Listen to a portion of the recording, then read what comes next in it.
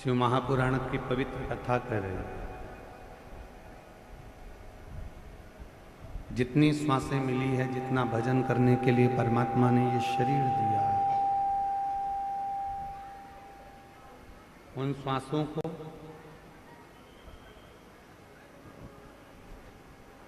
परमात्मा को देने का प्रयास करें।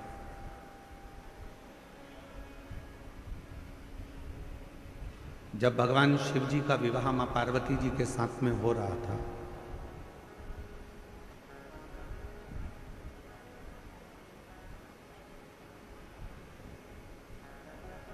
भगवान देवादिदेव महादेव जो मां जगज्जननी जगदम्बा अम्बा पार्वती के साथ में विवाह कर रहे थे,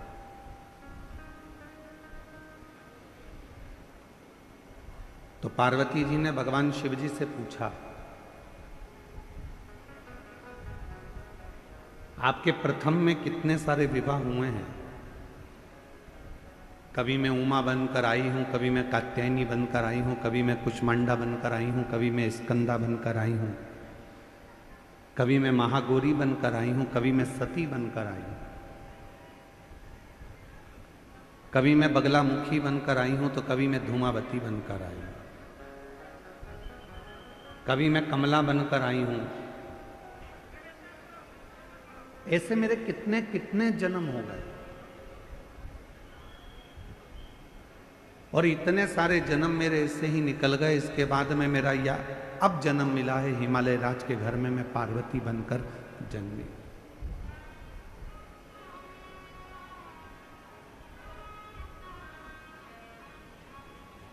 एक जन्म मुझे आज मिला है जो मैं पार्वती बनकर जन्मी। प्रभु,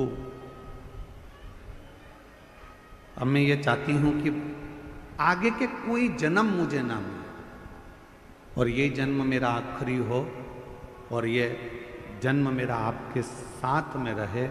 मैं ना मरूं, ना फिर जन्म लूं, ना फिर मृत्यु के काल में जाऊं, और ना फिर मेरा कभी जन्म।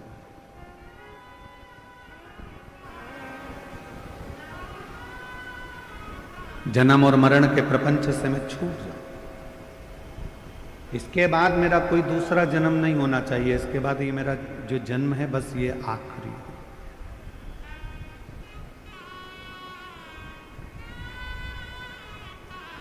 शिवजी ने कहा, पार्वती,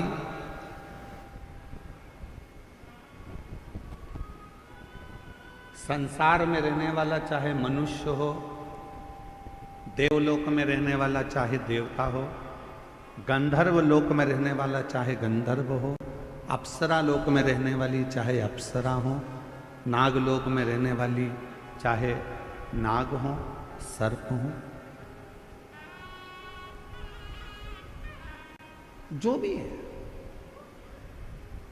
यदि वो एक बार मेरा भजन कर लेते हैं, और मेरा यदि उन्होंने स्मरण कर लिया, उनके मुख से नमः शिवाय, ओम नमः शिवाय निकल गया, उनके मुख से श्री शिवाय नमस्तुभ्यम निकल गया, यदि उन्होंने एक लोटा जल मुझे समर्पित कर दिया, तो शिवजी कहते हैं, पार्वती तुम क्या, देवता हो, गंधर्व हो, अप्सरा हो, सर्प हो, कोई भी हो, चाहे वो मनुष्य हो, शिवजी कहते हैं फिर उनका दूसरा जन्म नहीं होता, वो मेरे हो जाते हैं, और सारे जन्म और मरण के प्रपंच से छूट जाते हैं।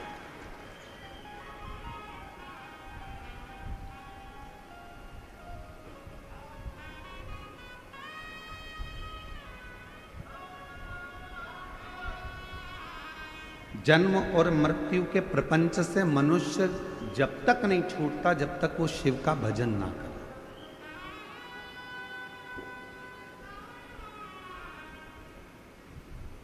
कल हमने कथा में कहा था, विट्ठल विट्ठल भजोगे चले आएंगे त्रिपुरारी। विट्ठल नाम की गर्जना से शिव प्रसन्न हो जाते हैं, और शिव नाम की गर्जना से विट्ठल प्रसन्न हो जाते हैं।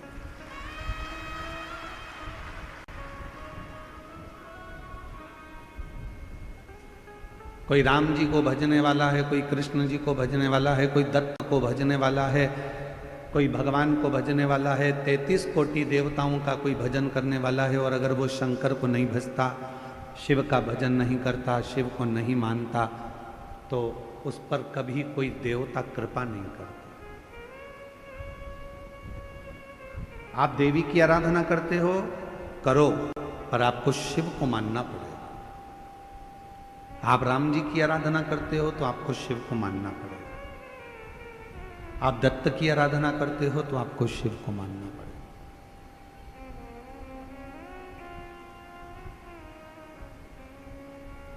अकाल मृत्यु वो मरे जो काम करे चंडाल का, काल उसका क्या बिगाड़े जो भक्त हो महा। शिव की आराधना के बिना संसार से मुक्ति सहज नहीं।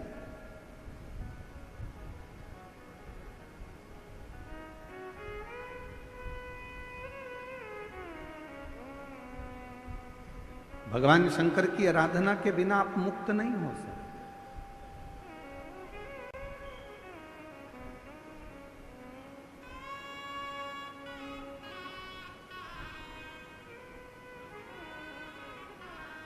एक कथा आती है कश्यप मुनि की।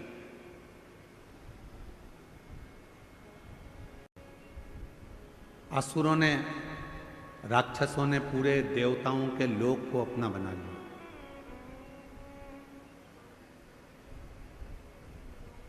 असुरों ने नागलोक को भी अपना बना लिया। गंधर्व अप्सराएं जितनी थी, असुरों ने सबको अपना बना लिया।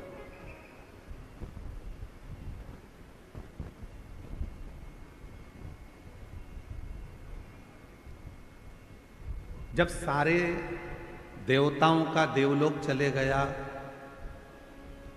इंद्र का सिंहासन चले गया, अप्सराओं का लोक चले गया, गंधर्वों का लोक चले गया, सब कुछ जब चला गया, तब असुर पाताल लोक में जाने लगे।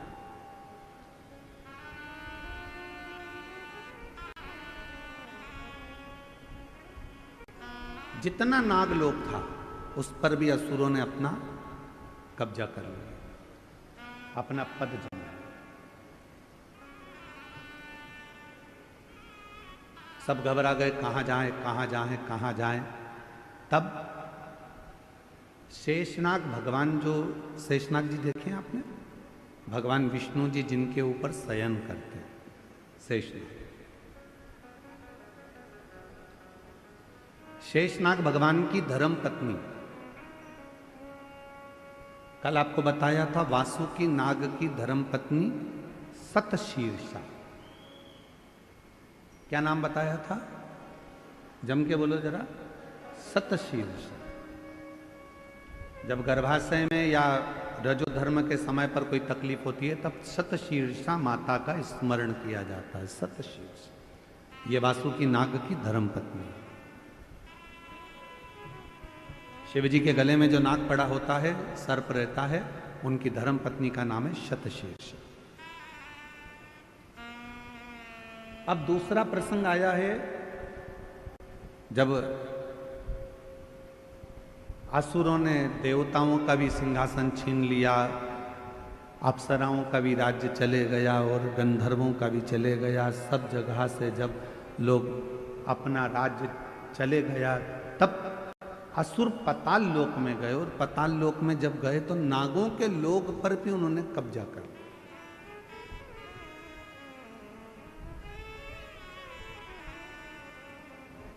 सूचना मिली शेषनाग जी की धर्म पत्नी को। शेषनाग जी की धर्म पत्नी का नाम था नागलक्ष्मी। बोलो क्या नाम है? नागलक्ष्मी। अब कोई आपसे पूछे तो आप उत्तर दे सकते हो कि वासुकी नाग की धर्मपत्नी का नाम है सतशीर्षा और शेषनाग की धर्मपत्नी का नाम है नागलक्ष्मी।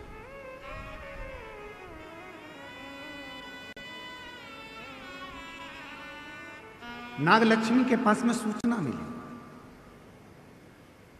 और माता नागलक्ष्मी के पास में जब सूचना मिली कि देवताओं का सिंहासन चले गया, गंधर्वों का चले गया, अप्सराओं का चले गया, नागलोक चले गया, असुरों ने चारों तरफ हाहाकार मचाकर सब दूर कब्जा कर कर रख लिया। तब माता नागलक्ष्मी के पास में सूचना गई, तो माता नागलक्ष्मी शिव की परम उपासक,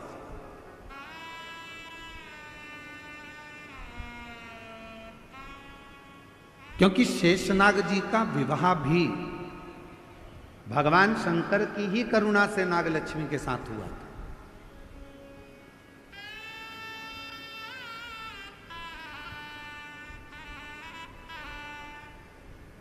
नागलक्ष्मी के पास में जब बात गई तो नागलक्ष्मी ने विचार किया कि ये ऐसा प्रसंग है तो चिंता मत करो, शिव जी की आराधना करो, सब शंकर की साधना करो सब। पर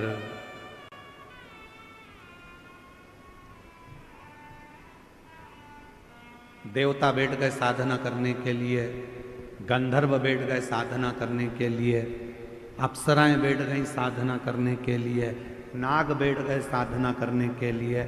पर शिव महापुराण की कथा कहती है, मेरे भोले बाबा जितना तप से प्रसन्न नहीं होते, मेरे भोले बाबा जितना साधना से प्रसन्न नहीं होते, मेरे भोले बाबा जितना किसी नियम से प्रसन्न नहीं होते, मेरे भोले बाबा जितने किसी अनुष्ठान से प्रसन्न नहीं होते, उतने मेरे भोले बाबा एक लोटा जल से प्रसन्न हो जाते हैं, शिव नाम लेने से प्रसन्न हो जाते हैं। मन की निर्मलता से, भोले मन से, पवित्र मन से, हृदय से, कोमल मन से, जो भोले मन से शिव को पुकार लेता है, मेरे भोले बाबा उसमें प्रसन्न हो जाते हैं।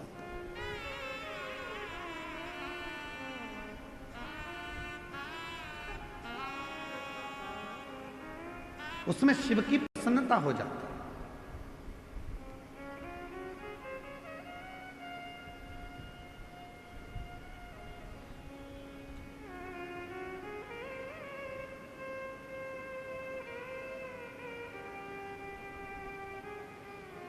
यदि कोई भगवान शंकर की कथा में डूबा हुआ है, भगवान शंकर की साधना में डूबा हुआ है, भगवान शंकर की भक्ति में डूबा हुआ है,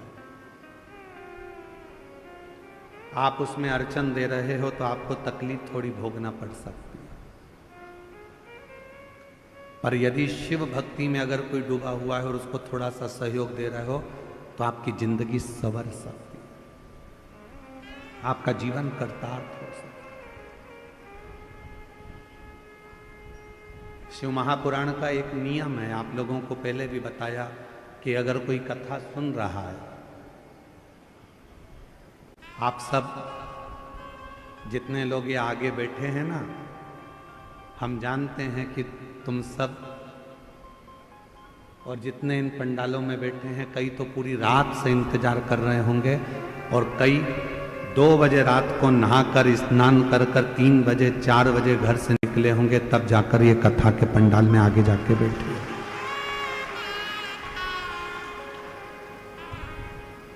अब उसमें भी बेचारों ने जिन को कथा सुनना थी वो सब जगह संभाल कर बैठ गए, और ऊपर से मालूम पड़े कि कार्यकर्ताओं में से कोई तुम्हारे सामने आकर खड़ा हो जाए तो तुमको सबसे बड़ा दुश्मन वो ही लगता है।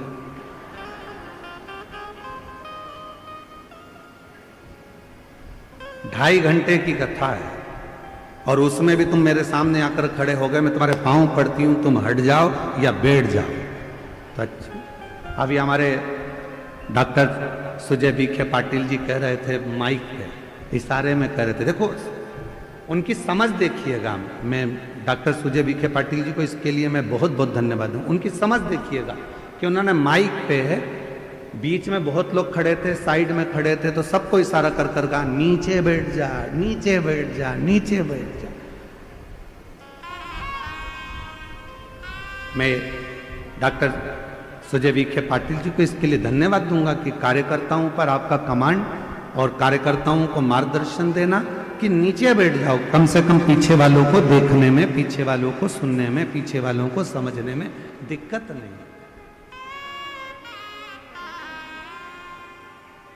एक सही नेतृत्व करने वाले के जीवन में ये चीजें अगर रहती है तो वो निश्चित है शिव की कृपा से बहुत उच्च पद पर जाकर विराजमान हो। ये छोटे छोटे मार्गदर्शन, छोटे छोटे। क्यों खड़े हो? पीछे वालों को तकलीफ हो रही होगी तुम्हारे खड़े रहने से, बैठ जाओ। 2 घंटे की कथा है, खड़े रहना है तो तुम्हारी दुकान पर जाके खड़े हो जाना, थोड़ी देर बैठ जाओ। यहां तो कितना सुंदर कहा है, 3 जगह पर बैठने से कुछ ना कुछ लेकर ही जाते हो। पहला है अपने माँ बाप के पास बैठोगे, कुछ नहीं तो आशीर्वाद लेकर ही जाओगे। दूसरे नंबर पर परमात्मा के पास में या शिव की कथा में अगर कहीं बैठ गए तो कुछ ना कुछ लेकर ही जाओगे। और तीसरा, सदगुरु की शरणागति में गुरु के चरणों में जाकर बैठ गए तो कुछ नहीं तो ज्ञान या आशीर्वाद तो लेकर जाओगे ही, कुछ तो प्राप्त हो, कुछ तो मिले। और बाबा मैंने तेरे ही भरोसे, बाबा तेरे ही भरोसे, हवा विच उड़ती जावानी, बाबा डोर हतो छड़ीना में कटी जावानी।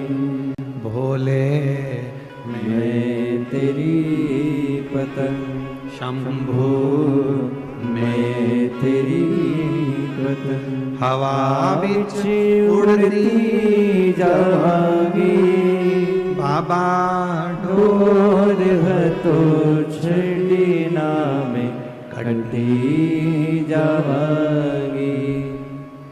शिव कथा कर रही है। शेषनाग भगवान की धर्म पत्नी नाग लक्ष्मी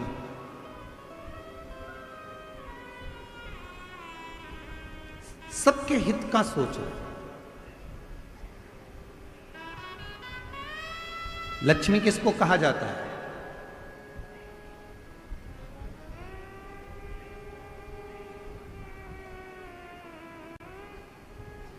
जम के बोलिए, लक्ष्मी किसको कहा जाता है? भगवान विष्णु जी की धर्म पत्नी को? उत्तर दो जल्दी जल्दी। लक्ष्मी किनको कहा जाता है? भगवान नारायण जी की धर्म पत्नी को। लक्ष्मी किनको कहा जाता है? जो समुद्र मंथन में से निकली 14 रत्न में से एक रत्न को। लक्ष्मी किसको कहा जाता है? जो तुम्हारी जेब में पैसा बनकर रखी है उसको। लक्ष्मी किसको कहा जाता है? जो तुम्हारी प्रॉपर्टी है, तुम्हारी दौलत है, तुम्हारी संपदा है उसको।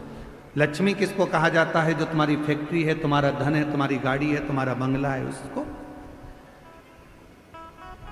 लक्ष्मी किसको कहते हैं? तो कहा संसार के जितने घर हैं और उस घर में जो स्त्रियां रहती हैं और जो नारी सबके भले की सोचे, वही घर की लक्ष्मी।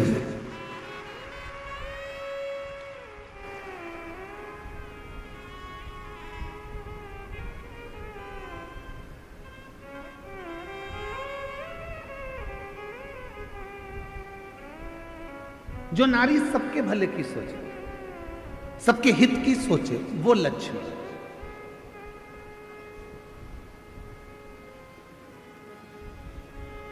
हम कल का प्रसंग सुनाते हैं आपको। कल हमारा नियम रहता है कि 5 दिन की कथा में 2 दिन हम सबसे मिलते हैं। तो शाम के समय हम पाटिल जी के पुराने वाले घर पर जहां हम रुके हुए हैं, उस भवन में हम रुके हुए हैं। तो वहीं नीचे सुजय भैया बोले कि सबसे मिलना है। गुरुजी 7 से 7:30 का समय दिया। अब मिलने वाले लाइन से आते रहे, पर हमारे माननीय विखे पाटिल जी की धर्मपत्नी श्रीमती शालिनी ताई, वो उधर से गांव की जो महिलाएं होती हैं उनको जाओ जाओ प्रणाम कर लो। फिर उधर से कोई भाई थे, उनकी आंखें नहीं थी तो उनको लेके आ गई, जाओ प्रणाम कर लो। फिर उधर से कोई काम करने वाला भाई था, उसको लेके आ गए, उनको प्रणाम करवाया। तो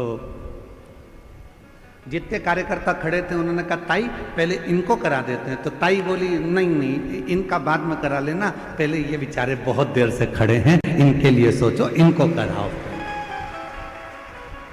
लक्ष्मी किसको कहते हैं?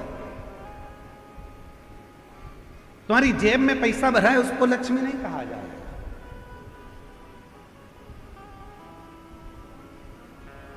लक्ष्मी का सबसे बड़ा उद्देश्य घर में जितनी नारियां हो, जिसके घर में जो स्त्री हो, और वो स्त्री यदि वो नारी सबके हित का सोचे तो समझ लेना वो घर की लक्ष्मी है, जो सबके लिए सोचे, सबके लिए।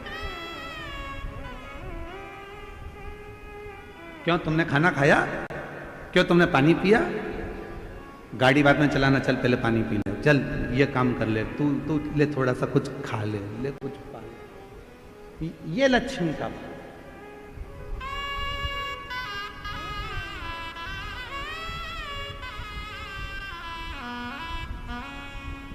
मैं शालिनी ताई जी आपको बहुत बहुत साधुवाद देता हूं। भोजन बनाने के लिए आपने सेवक रखे थे, भोजन बना रहे थे ब्राह्मण, उसके बाद भी शालिनी ताई घर से खीर बनाकर लाती थी, कभी पूरन पोली बनाकर लाती थी, कभी कोई मिर्ची का ठेसा बनाकर लाती थी कि गुरुजी को ये जरूर देना हो, गुरुजी को ये जरूर। इसको कहते हैं मातृत्व भाव में लक्ष्मी का। और मुझे उम्मीद है जितनी मेरी जीजियां कथा सुन रही हैं और जितने मेरे जीजा कथा सुन रहे हैं और जितने संपूर्ण देश विदेश में बैठकर सनातनी शिशु महापुराण की कथा को सुन रहे हैं, तुम्हारे भी घर में एक नारी ऐसी जरूर होगी जो सबके लिए सोचती होगी, वो घर की लक्ष्मी है, वो घर की।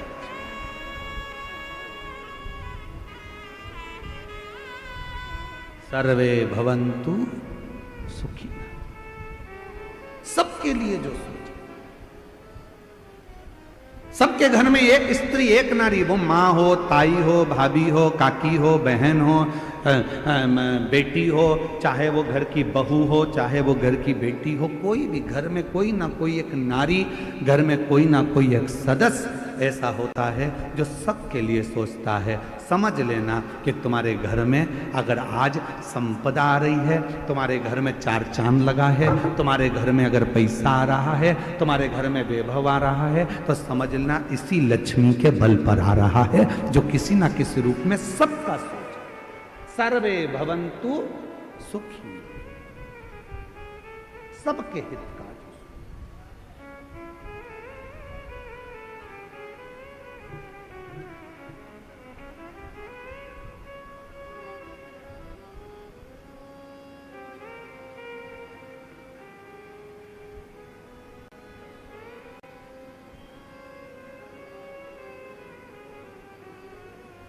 शिव की अविरल भक्ति में, भगवान शंकर के भजन में, शंकर के स्मरण में जो डूब गया, नागलक्ष्मी, शेषनाग जी की धर्म पत्नी नागलक्ष्मी, उनके मन में आया कि सब कुछ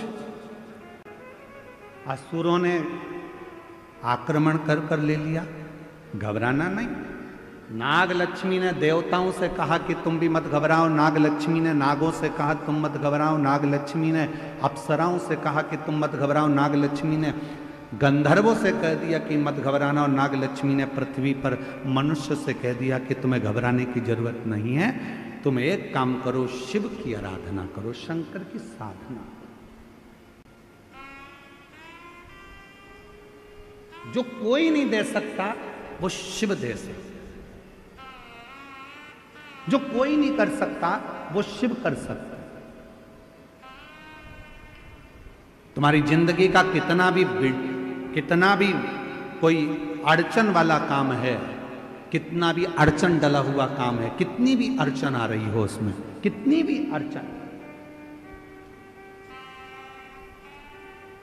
कितना भी अड़चन का काम क्यों ना हो, 5 दिन है तुम्हारे पास में, धनतेरस, रूप चौदस, दीपावली, पड़वा और दूज।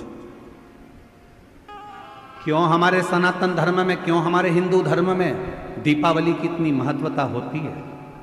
क्यों होती है?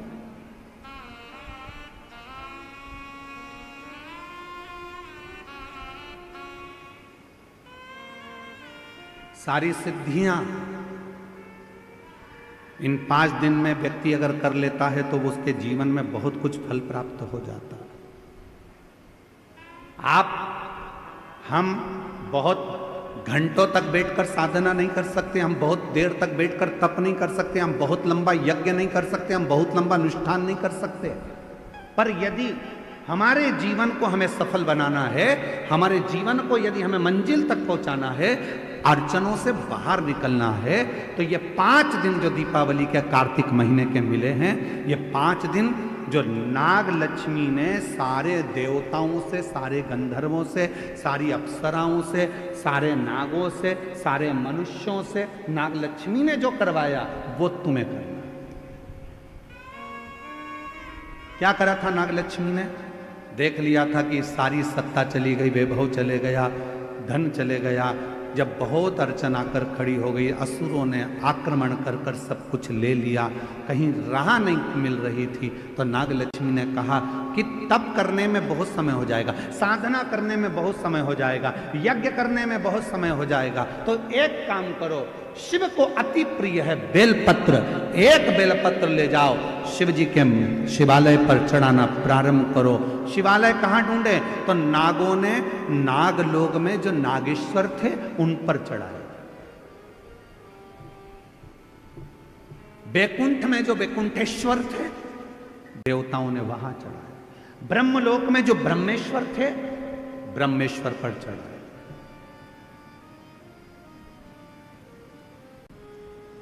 गंधर्व लोक में जो थे गंधर्वों के लिए वहां चढ़ा। सबने भगवान शिव की आराधना करना प्रारंभ कर सब। और क्या आराधना करी उन्होंने? उनको नहीं मालूम था कि नाग लक्ष्मी ने कहा है 5 दिन बेलपत्र लेकर जाते, शिव जी को जल चढ़ाकर एक बेलपत्र समर्पित करते और प्रणाम कर कर आ जाते। ये 5 दिन आप बड़ा यज्ञ नहीं कर सकते, साधना नहीं कर सकते, तप नहीं कर सकते, आराधना नहीं कर सकते, तो अपने घर के अंदर पूरे घर में भ्रमण कर कर एक बेलपत्री को बीच वाली पत्ती से पकड़कर पूरे घर का भ्रमण कर कर अपने मन की कामना कर कर बाबा देवादिदेव महादेव को ये 5 दिन रोज एक बेलपत्र चढ़ाना प्रारंभ करो। 5वां दिन हो दूज का, उस दिन एक बेलपत्र जब चढ़ाओ तो उसी बेलपत्र को वापस लेकर आ जाओ और अपने घर में किसी भी जगह पर उसको साल भर रख कर देखिए, जिंदगी की सारी अड़चनें समाप्त होगी, कार्य में सफल। यह नाग लक्ष्मी के पूजन का दिन।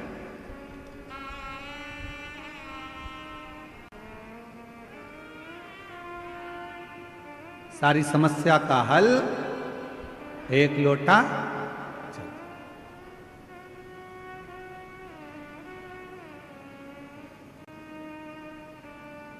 महाराज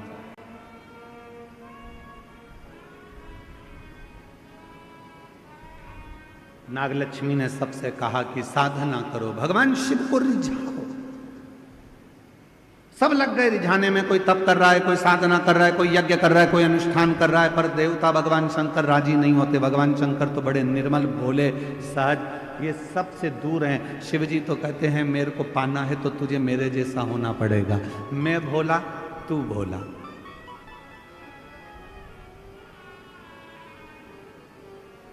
सबसे दूर हो जाओ, सबसे।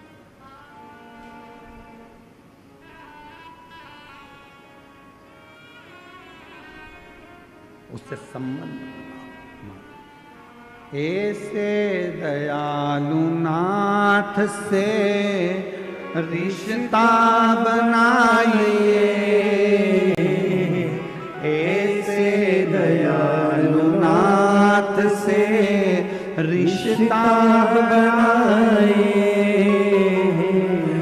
मिलता रहेगा आपको जो कुछ भी चाहिए, मिलता रहेगा आपको जो कुछ भी चाहिए। ऐसा करिश्मा होगा जो हुआ कभी नहीं, ऐसा करिश्मा होगा जो हुआ कभी नहीं। तेरी दया बनी रहे जब तक